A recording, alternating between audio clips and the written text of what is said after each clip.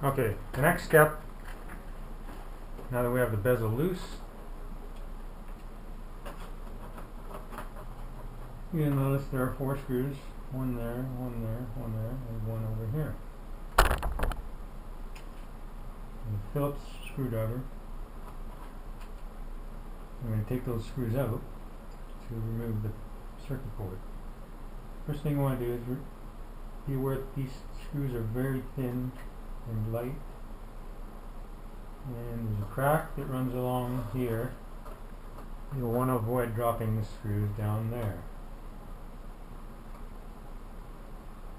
Ready to put your finger there to hold the circuit board while you take the screw out, and try to get the screw either to fall on the table, or if you can get a hold of it, that's good too. Don't let it fall down the crack.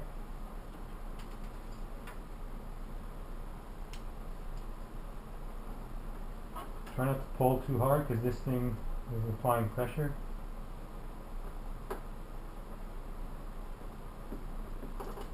Oh, that went down the crack. That's no good. So later on I'll turn it over and we'll try and get that one out.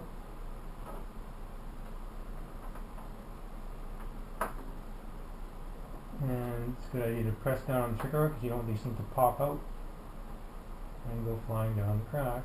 Get your finger in there, try and grab the screw.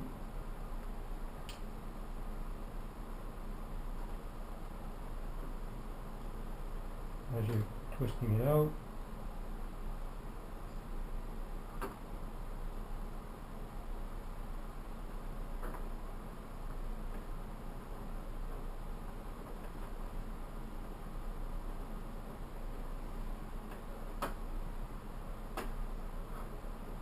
and it just slides out.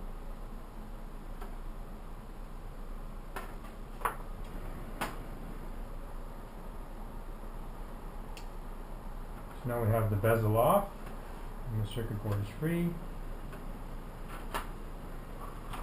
And we'll take a look at the power button now.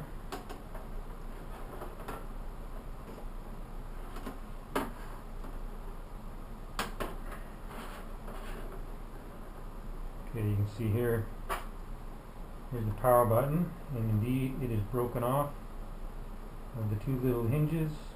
This is all plastic, so eventually, since you're turning the power button on and off more frequently than the other buttons, it's going to wear out sooner, and that's why it broke.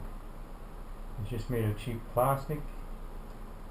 In fact, the little hinges are breaking off now too, which is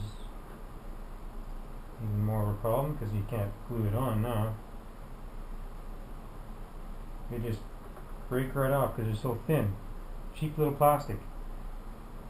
Obviously designed to break off and force you to get it repaired, pay for repairs, or to buy a whole new monitor if you don't know what you're doing. Especially if your warranty's out, like mine. So now, you know that's the culprit. And when the button is in there working, this little flap at the end is what presses down on the little dimple switch, which is right here. And when it breaks off like that, inevitably it rotates, and so when you go to press the power button, that little flap no longer rests above the dimple switch and it will not power on the monitor. So what's the solution? Well, if the hinges were any good and they weren't broken off like these little puny ones, then you could probably crazy glue it onto the hinges and get it working again. Or figure out some other way to glue a little flap on there and glue it to the button so that you have the flap positioned over the dimple switch and you can turn it on and off that way.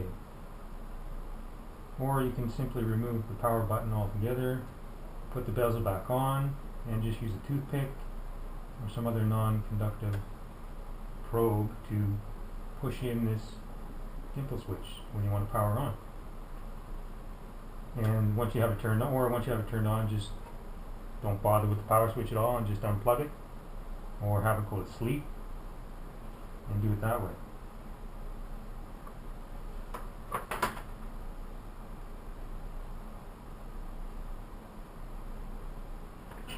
So now I dropped the screw in there. Let's see if I can get it out. I'm gonna tip this over, upside down, bang it, and it falls out. So that's one good thing. I got the screw back.